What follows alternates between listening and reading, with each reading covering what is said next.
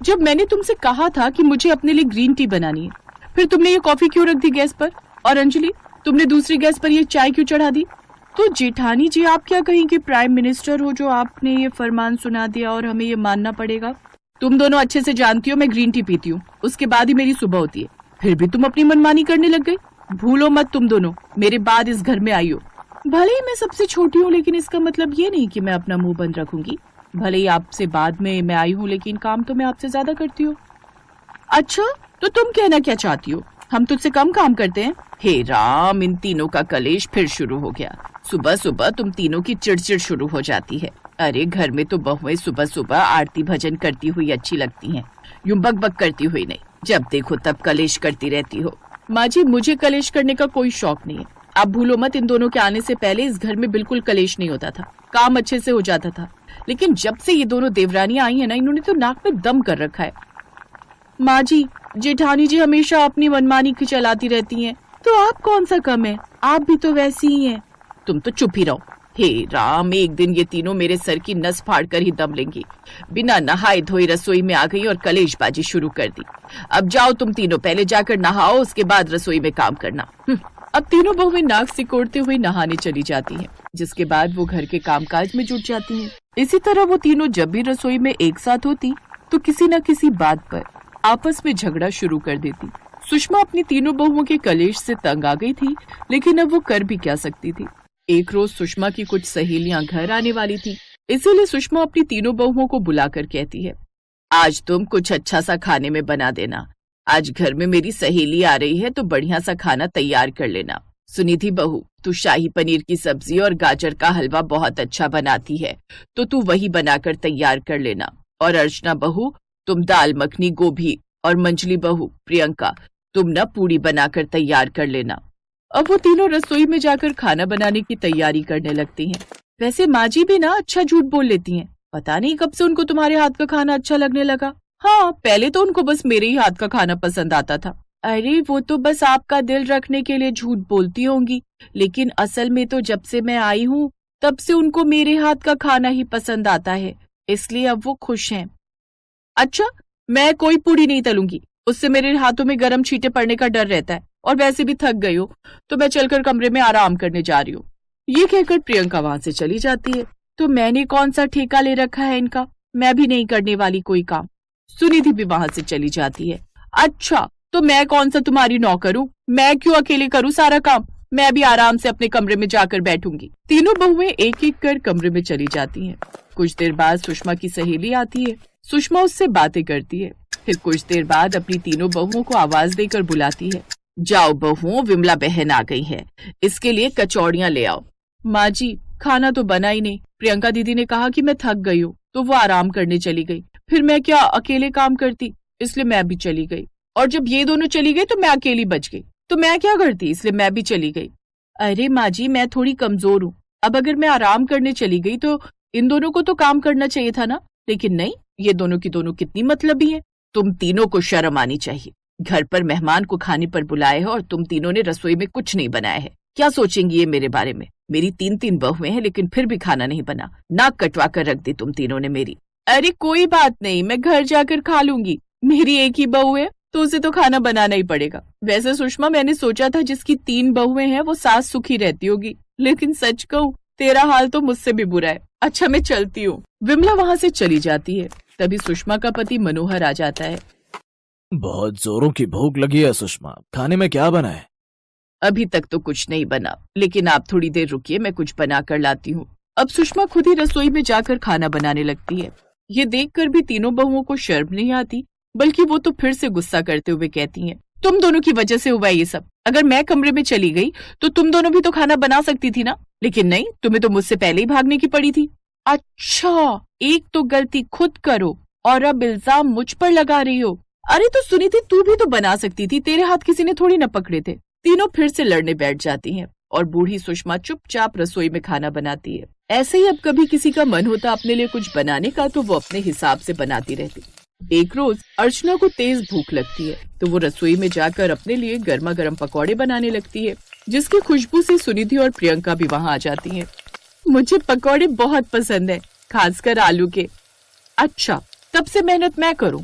और अब तुम आ गई यहाँ पकौड़े खाने। मैंने खुद के लिए बनाए हैं, तुम्हारे लिए नहीं। राशन का खर्चा ना हमारे पति भी देते हैं, तो हम भी खाएंगे। तो किसने मना किया है? खुद के हाथ पैर हिला लो और बना लो, लेकिन पहले मैं अपने लिए प्याज के पकौड़े तलूंगी। सासू माँ घर पर नहीं है तो आप अपनी मर्जी का कुछ भी करोगी, मैं भी देखती हूँ तुम कैसे बनाओगी। तीनों बहुएं इसी बात पर झगड़ा करने लगती हैं। तभी उनके सास ससुर घर में आते हैं और रसोई का ये हाल देखकर हैरान रह जाते हैं। गुस्से में सुषमा उन तीनों पर चिल्लाती है, बस बहुत हुआ। मेरे बेटे इतनी मेहनत से घर का गुजारा चला रहे हैं और तुम हो कि इस तरह सामान की बर्बादी कर रही हो। मैंने फैसला कर लिया है, अब से तीनों बहुओं की एक रसोई का बंटवारा होगा। तुम तीनों अलग अलग खाना बनाओगी और ना ही एक दूसरे से मतलब रखोगी। अब एक ही रसोई में अलग अलग चूल्हे पर तुम अपने अपने हिसाब का खाना बनाओगी। अब तीनों बहुएं एक ही रसोई में अलग अलग खाना बनाने लगती हैं, वो भी अलग अलग गैस पर। इस सुनिधि के खाने से कितनी अच्छी खुशबू आ रही है। ऐसा लगता है आज इसने गट्टे की सब्जी बनाई है, लेकिन अब तो मैं इससे मांग भी नहीं सकती। अब जो मैंने पुलाव बनाया वही खा लूंगी। इधर अर्चना भी मन ही मन सोच रही थी, मुझसे तो ये राजमा कभी अच्छे बनते ही नहीं। इस मामले में तो प्रियंका माहिर है, लेकिन अब इसकी मदद भी तो नहीं ले सकती। अगले दिन अर्चना दीदी आज साग और मक्की की रोटी बना रही है। आज बड़ा मन है मेरा भी उनके हाथ की मक्की की रोटी और साग खाने का, लेकिन मुझसे तो कभी ढंग का साग बनता ही नहीं। तीनों ही कहीं ना कहीं एक दूसरे से बात करने और उनके हाथ का खाना खाने के लिए तरस रही थी, लेकिन अब वो मजबूर थी। लेकिन इन सब से सुषमा बड़ी खुश थी, क्योंकि अब उसे कलेशबाजी से छुटकारा जो मिल गया था। लेकिन अब तीनों बहुओं का शोर घर में ना सुनाई देने से घर की रौनक भी चली गई थी। फिर एक रोज अचानक से प्रियंका को तेज बुखार आ जाता है और वो अपने कमरे में ही रहती है। रसोई में उसे ना देख दोनों देवरानी जेठानी परेशान हो जाती हैं। कमाल है, प्रियंका दीदी तो सबसे पहले रसोई में खाना बनाने आ जाती थी, लेकिन अभी तक वो आई नहीं। अर्चना दीदी हमारा खाना भी तैयार है, लेकिन प्रियंका दीदी आज खाना बनाने नहीं आई। हाँ, मैं भी कब से यही सोच रही थी, चलो चलकर देखते हैं। वो कमरे में जाती है जहाँ प्रियंका बुखार से तड़प रही थी। अरे, इसे तो तेज बुखार है। अब दोनों देवरानी जेठानी उसकी सेवा में लग जाती हैं। अगले दिन तक प्रियंका ठीक हो जाती है और अब उन तीनों को एक साथ एक रसोई में खाना बनाने की अहमियत समझ आती है। वो अपनी सास से अब तक की गई अपनी हरकतों के लिए माफी मांगती हैं। माँ जी, हम वादा करते हैं आज के बाद हम कभी भी लड़ाई झगड़ा नहीं करेंगे। हाँ माँ जी, हम तीनों को फिर से एक ही रसोई में एक साथ एक ही चूल्हे पर खाना बनाने दीजिए ना। हाँ माँ जी, अब से हम सब प्यार से रहेंगी। ठीक है, तुम तीनों वादा करती हो कि आज के बाद नहीं लड़ोगी, तो मैं भी तुम तीनों को एक साथ खाना बनाने की इजाजत दे देती हूँ। उस दिन के बाद वो तीनों खुशी खुशी एक साथ खाना बनाती और साथ में मिलकर रहती, जिससे अब घर में भी शांति थी।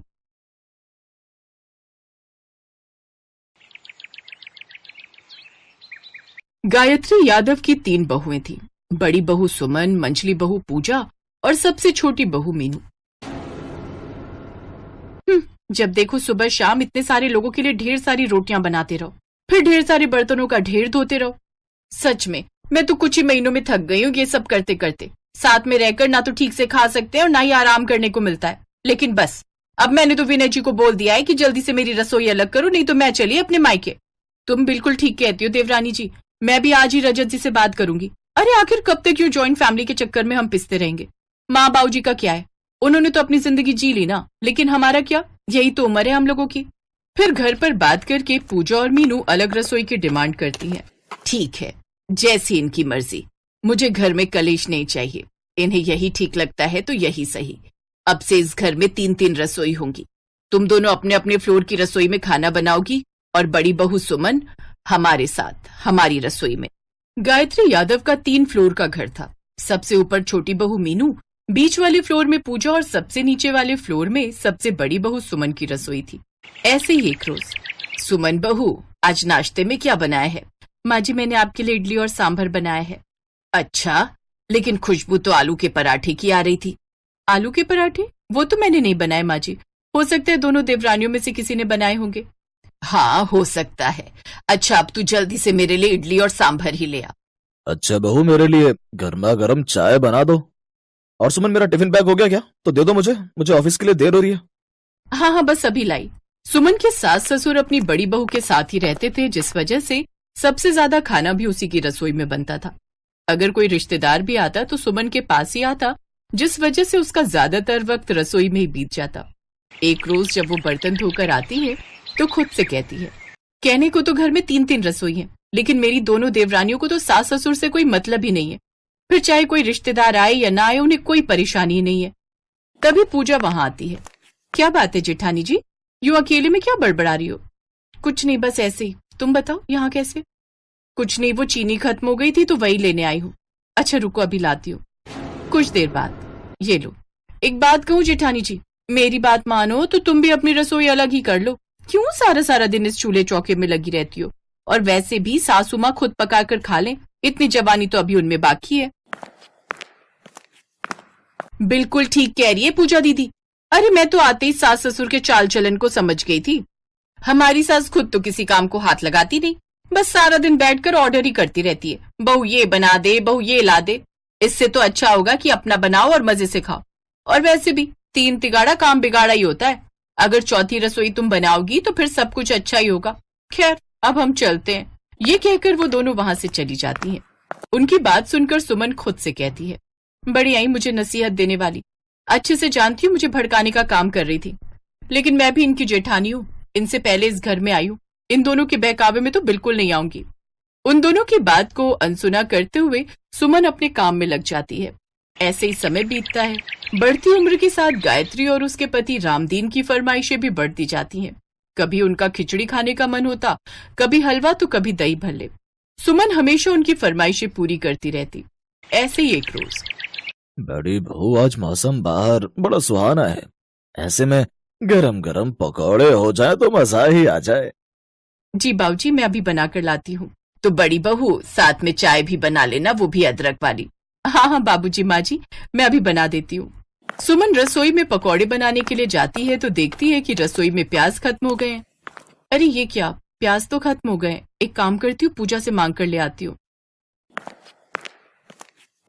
अरे पूजा, वो मुझे कुछ प्याज मिल सकते हैं? क्या बात है जेठानी जी, प्याज का इस वक्त क्या काम है? अभी तो रात की सब्जी बनने में समय है, तब तक तो बाजार से ही ले आती। अरे वो बाबूजी का प्याज के पकौड़े खाने का मन है, बस इसीलिए प्याज लेने आई थी।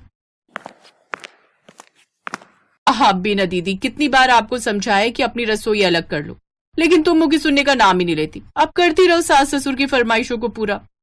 बिल्कुल ठीक कह रही है मीनू, अलग रसोई होने के बड़े फायदे हैं। कम ही खाना बनाना पड़ता है, ऊपर से कभी कभी हमारे पति लोग भी हेल्प कर देते हैं। साथ में रसोई होती तो माँ बाबूजी के तानों के डर से ये भी रसोई में नहीं घुसते। मेरी मानो तो आप भी अपनी रसोई अलग कर लो और ऐसे ही अपने पति को काबू में रखो। इन दोनों देवरानियों को क्या लगता है कि बंटवारा करने में मजा है? जब देखो बंटवारे की बात करती रहती हैं। अब मैं इन दोनों को बताऊंगी जो मजा साथ रहने में है ना, वो अलग रहने में नहीं।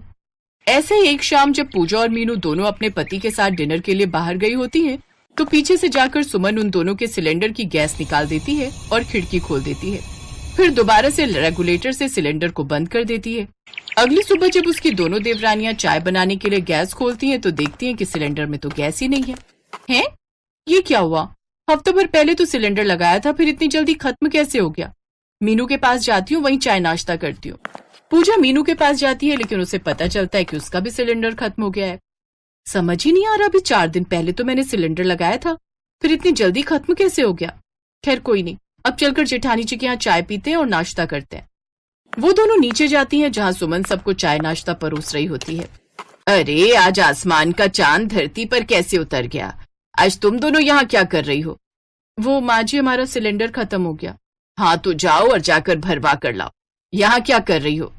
अरे माँ जी, आप समझ नहीं रही, हमें नाश्ता पकाना है, इनको ऑफिस के लिए देर हो रही है। हाँ तो जाओ और जाकर ऑनलाइन ऑर्डर कर लो, बहुत पैसे है ना तुम्हारे पास। जब तुम अपनी अलग अलग रसोई बना सकती हो, सब अपना मर्जी का कर सकते हो, तो क्या बाहर से खाना ऑर्डर नहीं कर सकती? अरे माँ जी, आप गुस्सा मत कीजिए, और तुम दोनों आओ बैठो और दोनों देवर जी को भी नाश्ते के लिए बुला लो। मैंने वैसे भी आज नाश्ता ज्यादा बनाया है। सुमन के कहने पर उसके दोनों देवर भी आ जाते हैं, जिसके बाद वो सब साथ में मिलकर नाश्ता करते हैं। सच कहे माँ जी, तो इतने दिनों बाद जब हम सबने साथ में मिलकर खाना खाया, बातें की, तो बहुत अच्छा लगा। हम ऊपर अपने अपने फ्लोर में खाना तो बनाते हैं, लेकिन अकेले खाने का मन नहीं करता। हमने बहुत बड़ी गलती कर दी जो परिवार में रहने का मोल ही नहीं समझ पाए और खुद को परिवार से अलग कर दिया। अब हमें समझ आ गया कि परिवार के साथ मिलकर खाने और रहने में जो मजा है वो अलग होने में नहीं। हमें फिर से एक साथ एक ही रसोई में खाना बनाना है। तुम दोनों की बात सुनकर मुझे बहुत अच्छा लगा, तो चलो इसी बात पर अब से हाथ मिलाते हैं। और फिर से एक साथ एक ही रसोई में खाना बनाते हैं। देर आए दुरुस्त आए। लौट के बुद्धू फिर से पुरानी रसोई में ही आए। अब से उन तीनों की फिर से एक ही रसोई हो गई और अब वो साथ में मिलकर खाना बनाने लगी और खुशी खुशी रहने लगी।